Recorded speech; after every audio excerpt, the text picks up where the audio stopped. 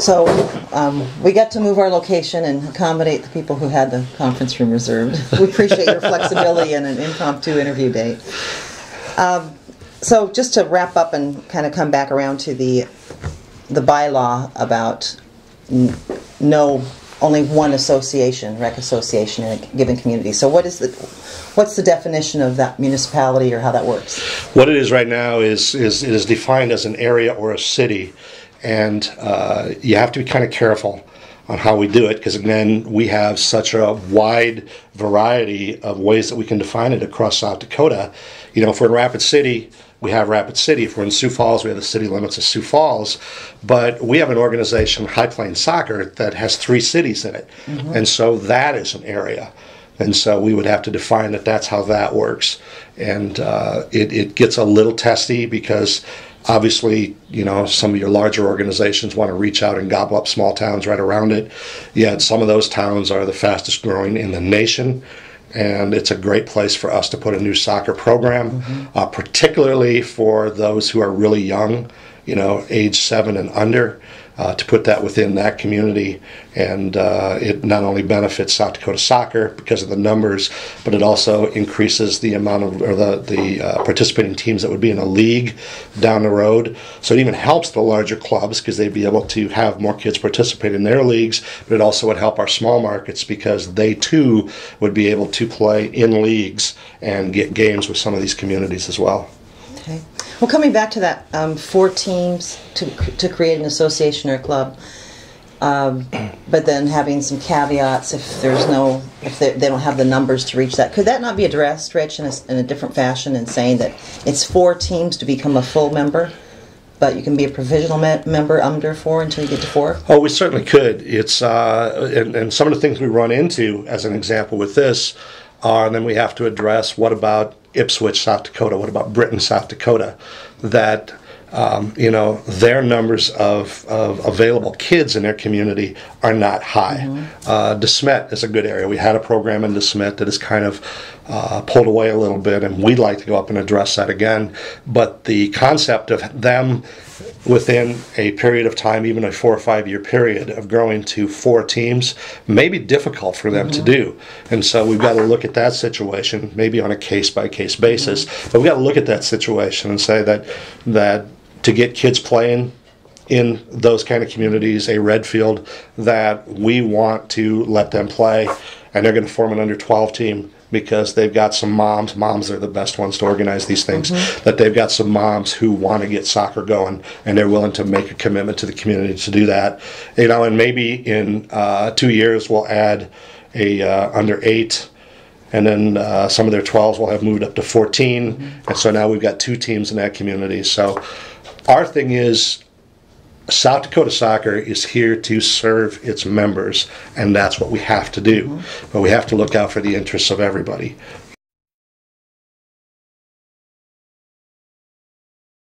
You know, if we have, again, if we have large organizations, and obviously Sioux Falls and Rapid City are the 2 big ones, if they could do league play within their own club, that's great for them. But all these other towns I mentioned, and you can even go to a little bit larger markets, whether it's Brookings, Vermilion, Yankton, Aberdeen, Huron, Mitchell, Aberdeen, is they are not having the significant numbers to make a meaningful league, and we want kids to have fun. That's what we're about. And if you've got an under 12 team and there are 3 or 4 at the max other teams in your league that you're going to see everybody 3 or 4 times during every season, that kind of takes the fun out of the whole thing too. And so with South Dakota Soccer, we have got to address how can we get interplay between these communities. You know, mm-hmm. It seems like such a no-brainer that you just have the communities play each other, but to get them all organized on the same page, and it's a culture and it's an education thing, again, like we talked about before, it's going to take a couple of years for them to understand that we're going to play on these 3 weekends in these 3 locations, and we need to make plans to do that. That'd be nice if someone put that together. And technically, Aren't they supposed to have played in league play before they come to the state cup? Technically, they are supposed to play in league play before they come to the state cup, and I think that's been overlooked for a while. Well, and I'm not even sure. I would have to go back and look, and I'm supposed to know all these rules, and I don't. But I know we talked at one time about getting rid of it because what was happening to qualify for I believe it was 4 games at one time, is there were teams that would find another team and they'd play each other 4 times over one weekend, and to get that, so they had to qualify, and that seemed like, first of all, I love it, the fact that they're playing games, but it's kind of a waste of everybody's time to play the same team 4 times just so that you satisfy a rule, so that you can go play at the state tournament. Yeah, and I believe that's a US Youth Soccer rule with the National Championship Series, or it was at one point. So, yeah, getting that league up and going would really help. And I think there's been attempts in the past. There have been attempts at the past, League, yes, I-29 League, the Dakota League, and there is no doubt that South Dakota Soccer as a state organization needs to take ownership of that piece of it. And it's not something that we'd want to make teams from the hills drive all the way east to play, but we could certainly coordinate something out in that area. We could coordinate something on the eastern edge of the state or the southeastern part of the state, maybe help out in the northeast part of the state as well. And we need to find ways to, our number one thing, serve our membership, not be the governing body that tells them what to do, but be a business that has to serve its members. And then secondly, to find ways to get good experiences for these kids, and the best way to do it is to get them some games. Well, in the western part of the state, I know they go to Colorado quite a bit for tournaments, just to get games. And down here, people are going to Overland Park, they're going to Iowa. People are traveling to get games anyway, so traveling across the state instead of outside the state may not be that bad a deal. It might not be a bad deal. No tournament fees, so that would help a lot. Yes. Still have the travel costs and referee fees.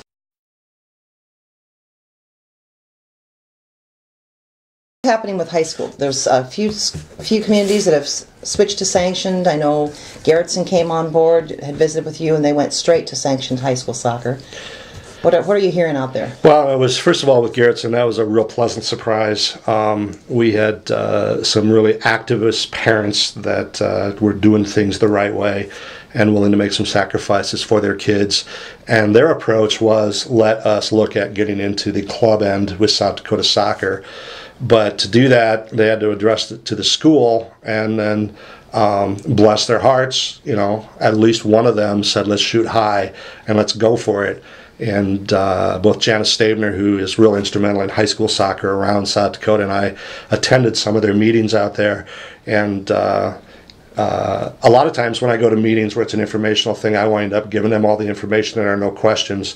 And this one, it was almost like trying to hold the train back a little bit before they got going too far. But what they've done, I'm very proud of what they did. They put together an incredible financial package that their school board could address, and it really didn't cost their school a whole lot of cash to get going to start with. And so what they did, I'm very, very proud of what they've done.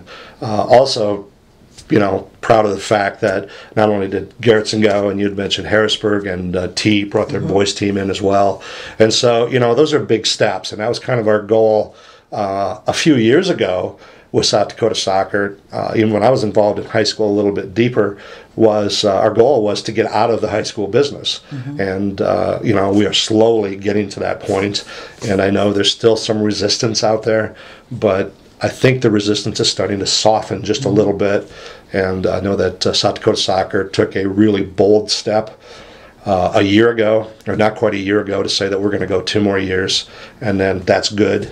But what we're also finding is, as teams are leaving and going to the sanctioned program, which is what we want, that it is going to be harder and harder and harder for us to do a meaningful high school league within the teams that are left. And the other thing is because now there are sanctioned teams, there is something gone from us playing a tournament and crowning a champion, because they're not the high school champion anymore.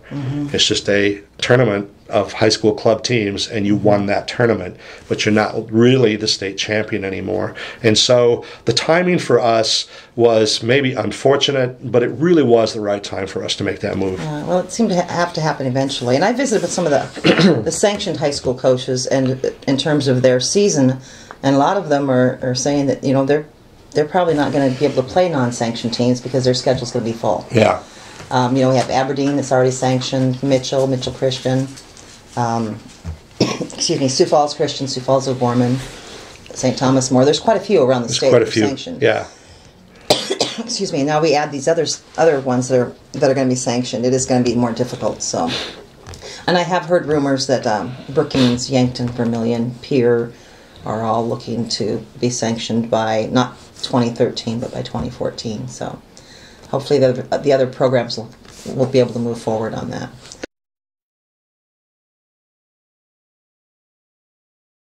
There's a lot happening here.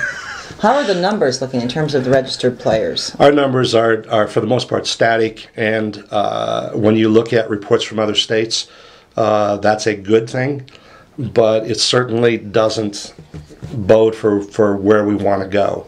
Now, we do need to understand, as you study the marketing aspects and you study the demographics, that when you look at birth rates, the birth rates have dropped over the past 5 or 6 years. And so there are going to be fewer kids out there, but there still are kids that are participating in some kind of activity, or they're not. And the question is, do they want to play soccer? And if they want to play soccer, do they want to play soccer in our organization? And so we have to put on that marketing hat again as a state organization and find ways to not only get into some new markets that kids haven't experienced soccer before, and we're making some inroads into those. When you have, again, it's a mom usually, and bless the moms because they're the ones that are organized, but they'll contact us from a community and want to know what would it take to get soccer into our community, and we have people that we put in gear right away and start giving them as much help as we can to get the organization together, to get incorporated, to get your nonprofit status, to get your board of directors organized and get a direction going with that. And that all has to happen before you get into coaching education and trying to bring referees into the issue and form teams as well. Get the framework put in place. It is. So, Rich, do you have a sense of how soccer stacks up for youth activities in South Dakota compared to, say, baseball, football, softball, in terms of numbers? I know at one point 10% of all age-eligible kids in South Dakota were playing soccer. And I don't know the exact percentage right now. It is there's not one single organization for baseball. Hockey there is, but for baseball, for basketball, that type of thing. So it's hard to measure, one to the other. My sense is there is a large number of kids playing something with a bat and ball, softball or baseball. As a single organization, South Dakota Soccer is still the largest youth organization in the state.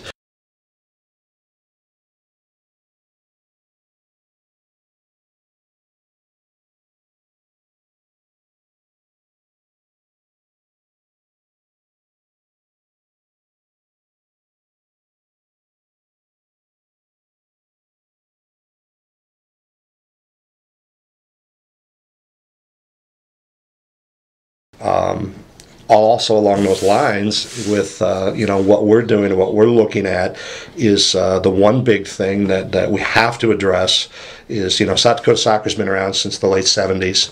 US Soccer's been around since the 70s, and we have conducted business pretty much the same way since that time up until now, and we're now starting to realize we need to evolve a little bit. Our customer is the family, but our customer is also that consumer that is a soccer player.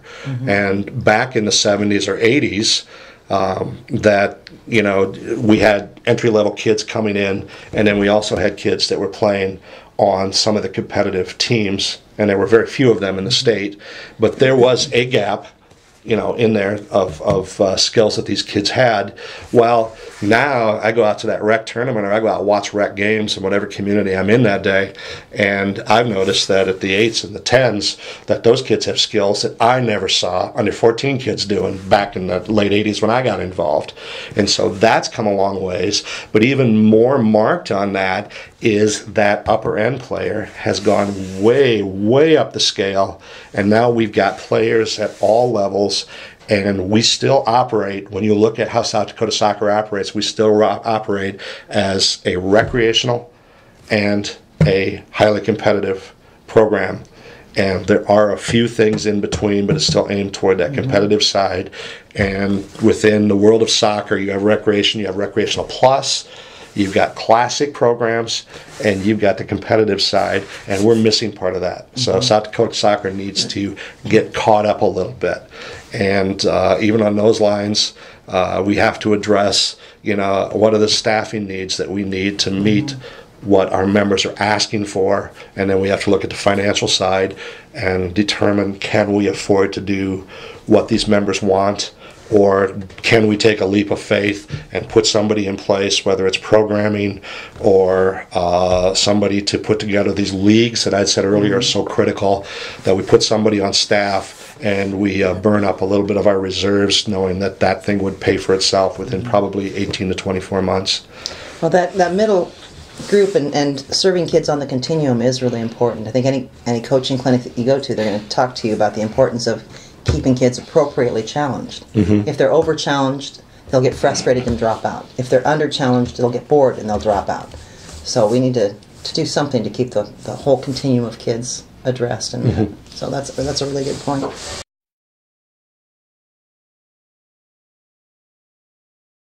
Going back to the competitive and the club side, do you think that the participation of teams in the MRL, the Midwest Regional League, has had an impact on the competitive levels coming up?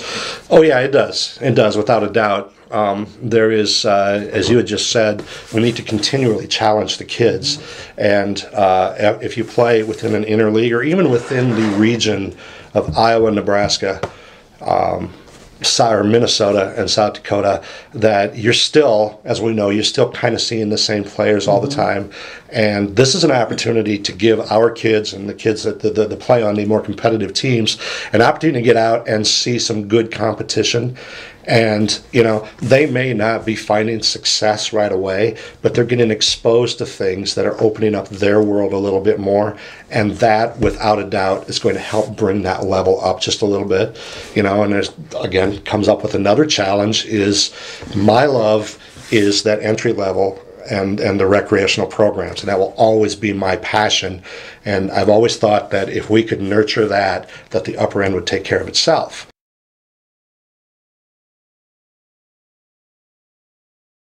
But on the upper end, then within that group, if we can challenge our players to go a little bit higher, how can we challenge our coaches to take them up to that level too? And what do we offer as a state to these coaches to take them up to that point? There's another thing that we really have to address. Are we doing a good job with coaching education? And I'd have to tell you, no, we're not. I'd say maybe we're passing, but it's with a D or a D minus. I would have to agree. As far as recruiting and bringing in more coaches, we have more available, it seems, in the state who have playing experience now. But a conscious effort to identify, recruit, and mentor those new coaches is something that I think would really help the state as well.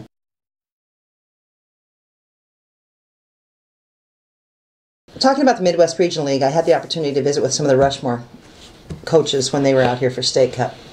And I asked if they were participating in Midwest Regional League, and they said no, it just wasn't really feasible for them because they're almost on the Wyoming border, and the games are all, Sioux Falls is as close as they can get up here. Right. Is it possible, do you know, for them to participate in the Far West Regional League with Region 4? Well, that's a really good question, and it's something that is being addressed on a national level. And I feel really fortunate that over the years have been allowed to get more and more involved nationally, where groups or individuals will come and ask for opinions on that type of thing, because they know that I bring in a little bit different mindset because of my marketing background and others don't. But to get back to that, that's one thing that has to be discussed is, you know, it took us how many years to get to a couple years ago where these states that are around us in Region 2, we finally said, let's do a cross-border agreement so that we're not filling out all these paperwork and jumping through these hoops.